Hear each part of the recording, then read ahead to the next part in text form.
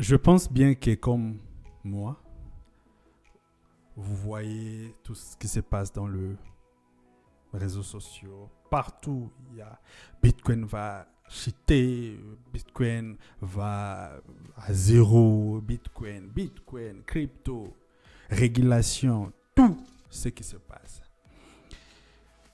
Aujourd'hui, on va essayer de commenter pas commenter, parler un peu sur ce qui se passe, qu'est-ce qui se passe dans ce monde de cryptocurrency ou crypto-monnaies.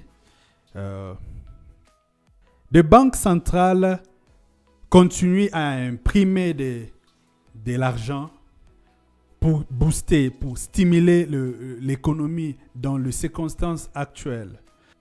Et cela fait que les investisseurs ne sont pas d'accord. Les investisseurs ont peur. La crainte de l'inflation augmente. Qu'est-ce que l'inflation? L'inflation, c'est quand une monnaie perd sa valeur. C'est-à-dire quoi? On imprime beaucoup de billets. Il y a beaucoup de billets sur le marché. Et quand il y a beaucoup de billets sur le marché, la valeur diminue. Donc, un autre exemple, je peux dire, vous avez 10 000 $ dans votre compte bancaire cette année 2022. L'année 2023, vous aurez le même montant, 10 000 $, mais vous devez savoir que la valeur sur le marché ne sera pas la même. Et les investisseurs connaissant l'influence de l'inflation, ils préfèrent mettre leur argent dans des actifs numériques comme des crypto-monnaies ou peut-être dans des indices et d'autres actifs. Et ils ne préfèrent pas laisser leur argent dans des banques. Et je pense que c'est ça qui crée des frustrations dans le milieu bancaire. De plus en plus de banquiers commencent à parler du mal, du crypto-monnaie. Ils disent tout ce qu'ils veulent, tout ce qu'ils attendent. Maintenant, dans cette vidéo, on va essayer d'expliquer, on va essayer de donner des moyens qu'ils comptent utiliser pour riposter contre le crypto-monnaie ou soit bloquer les crypto-monnaies ou soit concurrencer les crypto-monnaies. En lisant le titre de cette vidéo, vous allez notifier qu'il y avait la Banque d'Angleterre là-bas. Pourquoi la Banque d'Angleterre? Je me suis réveillé le matin en essayant de lire un peu des news, en essayant de voir un peu ce qui se passe dans le marché. Je croisais une déclaration de l'un des responsables de la Banque d'Angleterre. Le monsieur, il est, je pense, bien deuxième responsabilité. Il disait que non, je vais essayer de lire son article. La Banque d'Angleterre a averti les banques et autres entreprises financières réglementées qu'elles devaient être particulièrement prudentes quant à la détention de crypto-monnaies volatiles jusqu'à ce que le régulateur mette en place de nouvelles règles. Maintenant, je me suis posé la question, est-ce que c'est par amour ou parce qu'ils nous aiment beaucoup ou ils aiment d'autres institutions beaucoup plus qu'eux-mêmes? Je ne pense pas. Et dans ça, moi, je vois le contrôle. Vous savez, depuis des années, le système bancaire est contrôlé par certaines personnes.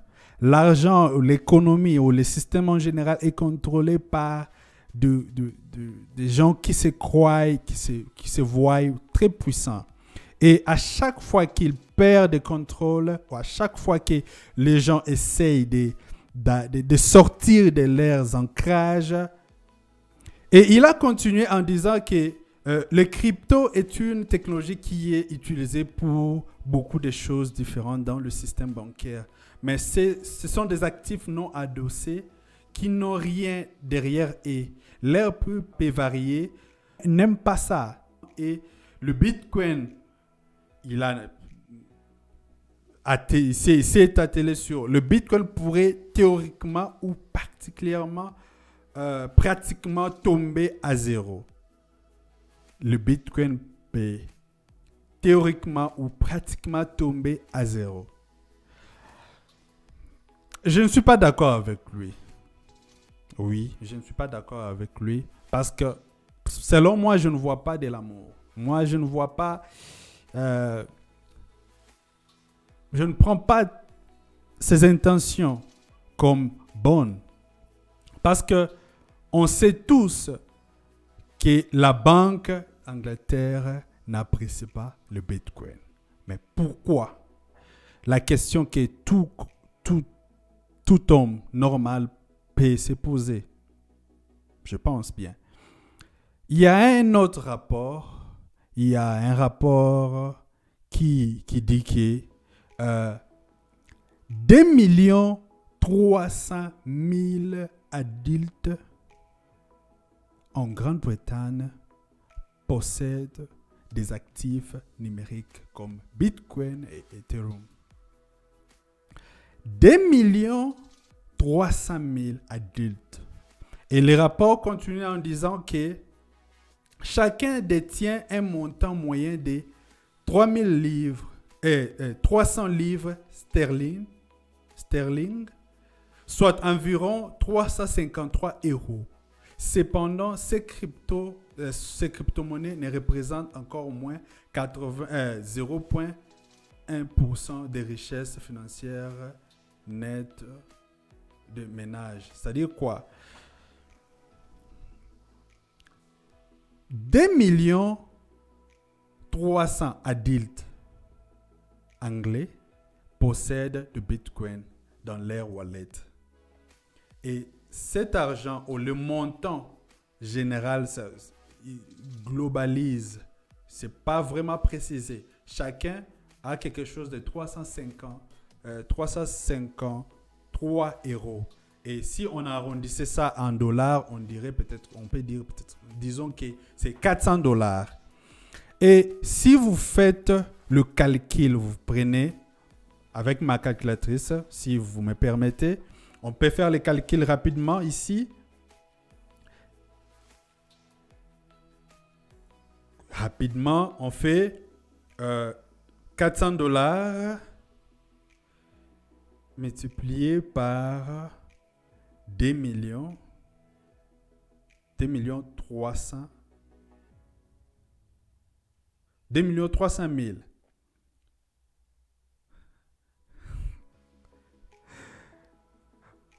C'est 920 millions de dollars que la banque ou les banques perdent chaque année ou ils ont perdu ça.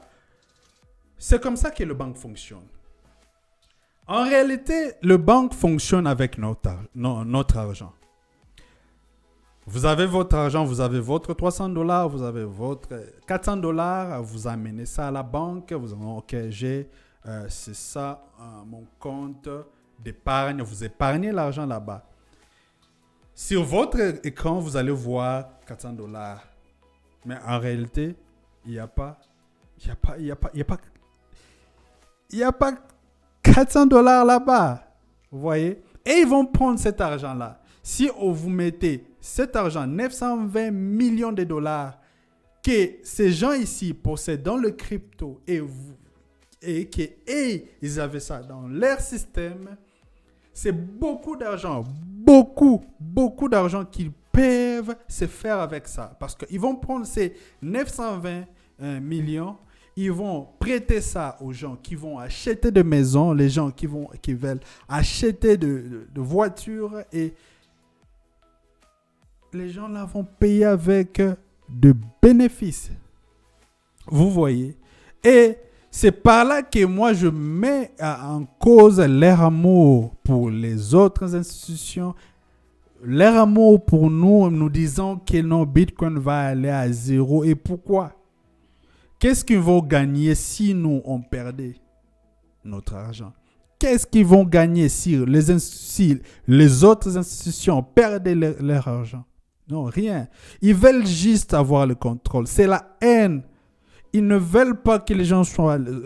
Ils ne veulent pas que le monde soit libre. Ils ne veulent pas que nous soyons libres, que nous décidions de ce que nous voulons. Tout celui qui trade, tous les traders de Forex le savent qu'il y a beaucoup de la manipulation dans le système. Il y a beaucoup de la manipulation. Et on les appelle de big guys. Et on sait déjà que non. Si tu veux être profitable en trading, tu dois trader dans la direction des big guys. Et le big guys, ils font de leur mieux pour que nous perdions. C'est-à-dire, ils ne tradent pas pour nous faciliter la tâche. Ils ne tradent pas, ils ne font pas des investissements pour nous faciliter. Ils ne veulent pas que nous gagnions. Ils veulent que nous échouons pour qu'eux aussi puissent, pour qu'eux gagnent. Parce qu'à chaque fois qu'un trader ou un investisseur perd de l'argent, un autre gagne ça. Vous voyez un peu. Maintenant, pour contrer maintenant la montée en poupe, pour contrer maintenant la montée de crypto, ils ont deux façons qu'ils veulent reprendre le contrôle.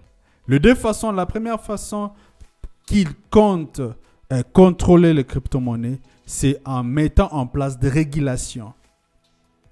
On ne sait pas ce qu'ils projettent de faire, on ne sait pas ce qu'ils pensent avec des régulations, mais selon moi, je pense qu'ils peuvent juste essayer de réguler un peu pour mettre, peut-être pour des taxes, des gains, peut-être si vous investissez l'argent dans le crypto et que vous mettez de profit, quand vous prenez votre argent ou vous vendez vos cryptos, changez ça en dollars, vous devez payer des taxes. Mais en voyant ce qui se passe, en voyant ce qu'ils disent, ils veulent aller loin. Parce qu'ils parlent même ils veulent que non, les cryptos deviennent stables. Alors que ce sont des mensonges. Ce sont des mensonges. De quelle stabilité ils parlent? De quelle stabilité? Parce que même de leur monnaie, il n'y a aucune monnaie qui est stable. Non, aucune. Il y a toujours, aujourd'hui, ça sera là-bas. Non, ils parlent de volatilité. Pourquoi? Donc, c'est là que je vois qu'il y a de la mauvaise intention. Il y a des mauvaises intentions dans tout ça. Et la deuxième façon qui compte contrôler ou reprendre contrôle, c'est en créant d'autres crypto-monnaies publiques. C'est-à-dire quoi? Des bitcoins et les autres sont des crypto-monnaies privées maintenant. Et des gouvernements veulent créer des crypto-monnaies pour, c'est-à-dire, exemple, s'il y a l'euro, ils veulent créer les e-euros pour concurrencer les autres. Mais oui, je sais que beaucoup de gouvernements essayent de le faire. Il y a l'Inde qui pense à ça, il y a l'euro qui pense à ça. La Chine a déjà sa crypto-monnaie. Il y a beaucoup de pays qui font ça. Les États-Unis, ils sont un peu sceptiques par rapport à ça. Il y a la Russie aussi qui a les intentions de le faire. Il y a beaucoup de pays qui pensent faire ça. Maintenant, entre la banque ou le gouvernement et la population, ou nous,